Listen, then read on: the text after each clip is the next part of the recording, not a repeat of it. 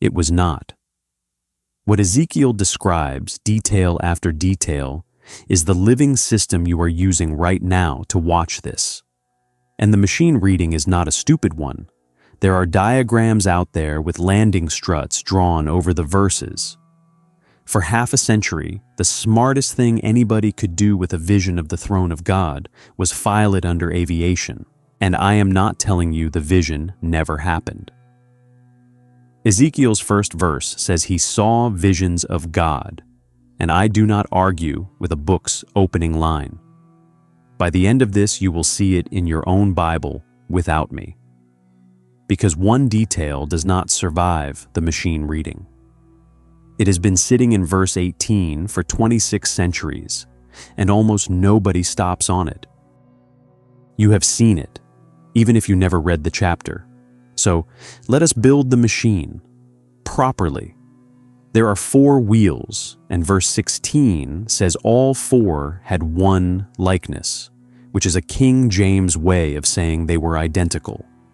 Not similar, identical. The appearance of the wheels and their work, it says, was like unto the color of a beryl. Beryl is what the King James translators reached for, and it is a real stone. Hard, glassy, green gold. Ezekiel is reaching for the closest thing in his world to a surface that gleamed. Then he says the thing that made 1,000 book covers. Their appearance and their work was as it were a wheel in the middle of a wheel inside a wheel. Try to picture it and your mind slips.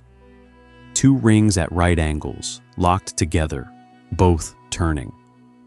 There is no cart in the ancient world built like that. And verse 17 tells you what the design is for. When they went upon their 4 sides, and they turned not when they went. Read that slowly. The thing could move in any of 4 directions without ever rotating to face the way it was going. No steering, no turning circle. It simply went. Hardware in the sky. And then Ezekiel adds one more detail in verse 18, and it belongs on no vehicle ever built. Their rings were so high that they were dreadful, and their rings were full of eyes round about them, 4 eyes on the rims, all the way around on all 4. Machines do not have eyes. Eyes belong to something alive. Ezekiel drops it in one line, does not explain it, and moves on. Leave it there for now, like a splinter. It comes back, and when it does, it stops being strange. Here is where the chapter turns, and it turns on one sentence. Ezekiel has been describing the wheels and the creatures side by side, and in verse 21 he tells you how they relate. The spirit of the living creature was in the wheels. Sit with what that sentence rules out. The wheels have no motion of their own. They do not start. They do not decide. They do not choose a direction and then go. Whatever the creature does, they do. Where the life goes, they go. Verse 20 says it plainly, too. Whithersoever the spirit was to go, they went. That is not how a machine works. A machine has an engine. The engine is the thing that moves, and the machine is built around it. You start it, it goes, and the driver's job is to point it. But there is a system that works exactly the way Ezekiel just described. It has no engine of its own. It never starts anything, never decides anything, and does nothing except carry the life of the body it belongs to. That is your nervous system. Cut the spirit out of the wheels, and the wheels are dead weight. Cut the life out of the nerve, and the nerve is thread. The wheels in this chapter behave like nerves, and this is not one lucky line. And let me be plain about what I am doing, because you should never let anybody skip this step, including me.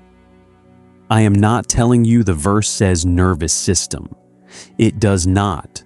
It says the spirit of the living creature was in the wheels. What I am telling you is that the pattern in the verse and the pattern in your body are the same pattern. That is a parallel. Parallels are worth something. They are not proof, and I will not call them proof. So let us take the machine apart piece by piece. This is where Bill Donahue's whole way of reading comes in, and it is worth crediting him by name. Every figure in the vision is a part of you, and we still have not found where most of it sits. A wheel in the middle of a wheel. Your body runs on two systems that are always both switched on, and they pull against each other on purpose. One is the accelerator. It lifts your heart rate, opens your pupils, dumps fuel into your muscles, and gets you ready to move. Doctors call it the sympathetic system. The other is the brake. It slows your heart, opens your gut back up, and puts you into the state your body repairs itself in. That one is called the parasympathetic system. This is not a fringe idea. Open a medical dictionary, Stedman's or any other, and both branches are listed there. Two systems, not one after the other. Both, always, turning inside each other. And remember what verse 17 said the design was for. They went upon their four sides, and they turned not when they went. When those two halves are in balance, your body can go any direction it needs to without stopping to turn itself around. Calm to alert in a second. Alert back to calm. That balance is the entire thing. When it breaks, you do not get a broken wheel. You get a person stuck in one direction. If this is landing for you, subscribing helps this channel reach the people who need it. Back to the chapter. Verse 14 is short and violent. The living creatures ran and returned as the appearance of a flash of lightning. Ran and returned.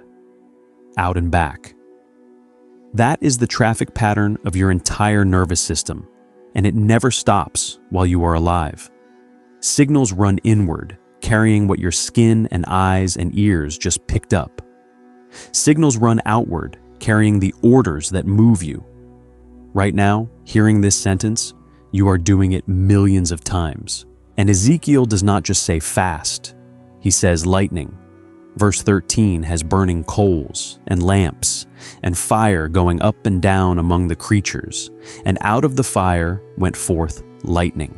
If you were an exile in Babylon 26 centuries ago, and you were somehow shown the electrical traffic inside a living body, lightning is the only word you had. The word we use would not exist for another 22 centuries. Now the detail everybody quotes and nobody reads carefully. Verse 6. Everyone had 4 faces, and everyone had 4 wings. Everyone. Not 4 creatures with 1 face each. 4 creatures, and each single one of them carries 4 faces. The 4 is not spread across the group.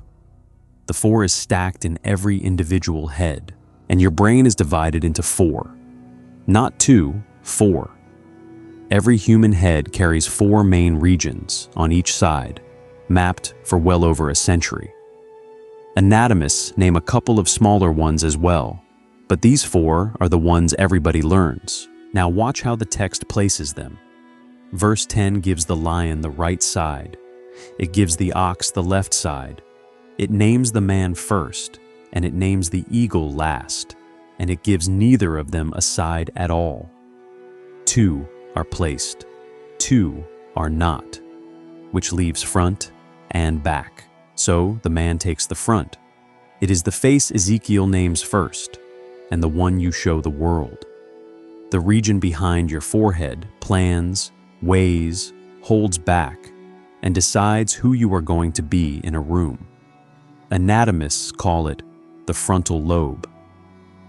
It is the most human thing about you, and it sits exactly where the face of a man sits.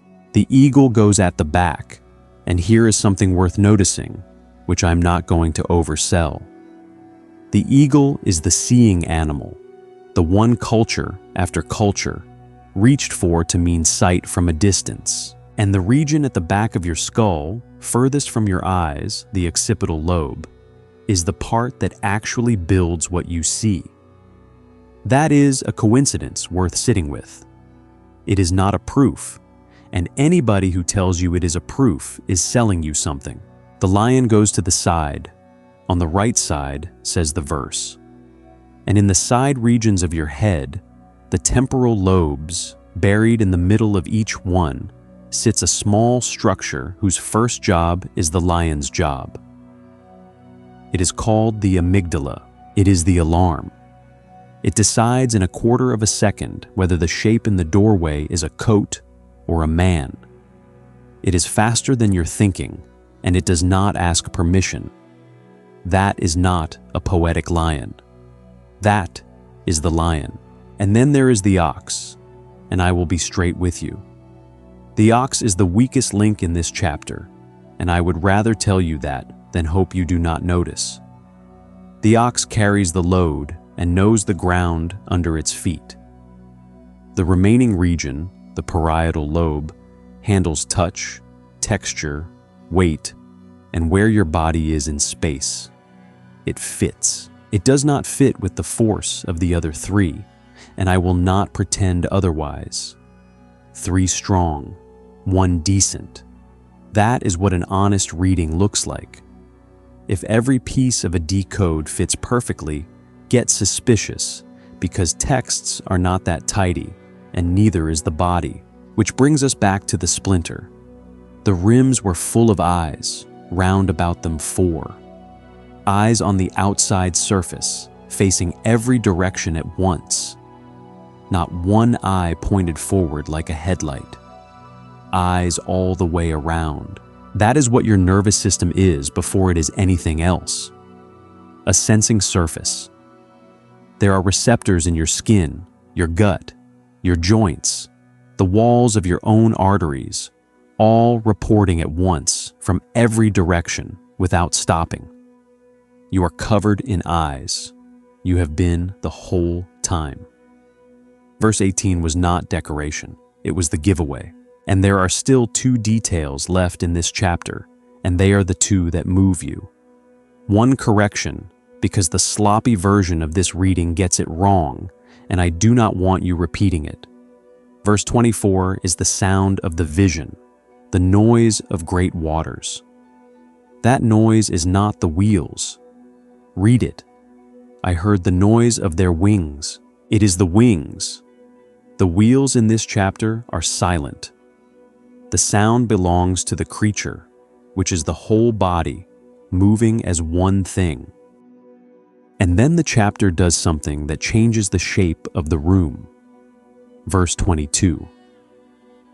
The likeness of the firmament upon the heads of the living creature was as the color of the terrible crystal, stretched forth over their heads above, a floor, laid over the top of all of it, over the wheels, over the eyes, over the fire, and the lightning, and the 4 faces. Everything we have looked at is underneath this thing. And notice what happens to the motion. Below the crystal, everything moves. The wheels turn, the fire goes up and down, the creatures run and return, the eyes track. Above the crystal, in the next verses, nothing moves at all. Something is simply there. The whole first chapter of Ezekiel has been machinery, and now, without warning, we are above it, and we still have not been told who any of it was for. Verse 26. Above the firmament that was over their heads was the likeness of a throne, as the appearance of a sapphire stone. And upon the likeness of the throne was the likeness as the appearance of a man above upon it. A figure like a man, seated, above all of it. The next verse says, Ezekiel fell on his face. I think that is the right reaction, and nothing in this video is meant to talk you out of it. Now, go back over everything we walked through and ask what it was for. The wheels do not turn for their own sake. The eyes do not look for their own sake. The fire, the lightning, the 4 faces, the running and returning. None of it is the point of the vision. Every one of them exists to carry the one who is seated. There is one more thing in this chapter, and it is the strangest fact I have found in a Bible study. I give it to you as a fact, not an argument. Back at verse 4, the start of the vision, Ezekiel reaches for a word to describe the glow at the center of the fire. The King James translates it amber. The Hebrew word underneath is chashmal, and it is rare. It appears 3 times in the entire Bible, and all 3 are in this book. Here is the first strange thing. That word does not stay attached to the machinery. In verse 27, when Ezekiel describes the seated figure himself, he uses it again. He saw the color of amber from the appearance of his loins even upward, and the appearance of fire from his loins even downward. The word for the light at the center of the vision turns out to be the word for the one on the throne. Here is the second strange thing, and this one has a paper trail. When Jewish scholars translated the Hebrew scriptures into Greek, a couple of centuries before Jesus, they had to pick a Greek word for chashmal. They chose electron, the Greek word for amber. Amber mattered to the Greeks because when you rub it, it crackles and pulls at things. 18 centuries later, when a scientist needed a name for that pulling force, he built the word out of electron. That is where the word electricity comes from. And when Hebrew was rebuilt as a living language, they needed a word for electricity too. They reached back and took chashmal. So, the word Ezekiel used for the glow at the center of a vision full of running lightning is, today, in Hebrew, the ordinary word on an electricity bill.